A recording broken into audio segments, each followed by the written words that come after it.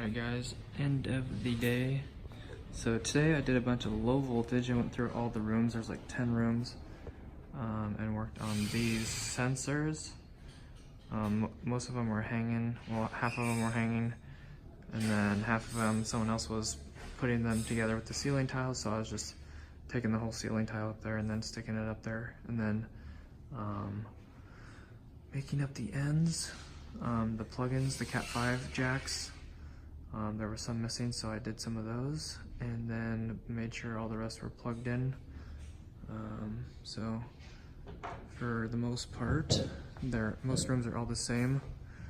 There is like a power box right over here, and then the Cat 5 comes out of there, hits the first one. There's like a little teeny one right there, a little sensor, and then there's like a splitter there, one in, one out, and then it goes over to this one.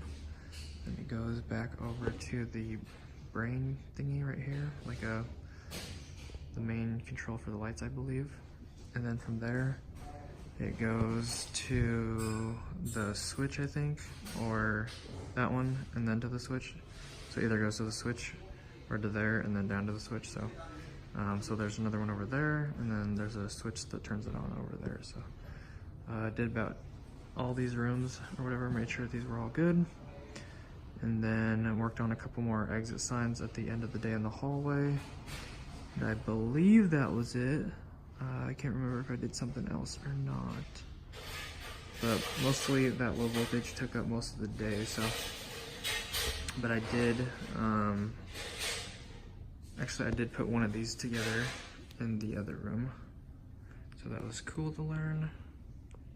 Alright guys, thanks for stopping by. I hope you enjoyed the video for today. Something a little bit different. I haven't done low voltage in a really long time, but went really well and I enjoyed it. So I hope you guys enjoyed the video as well.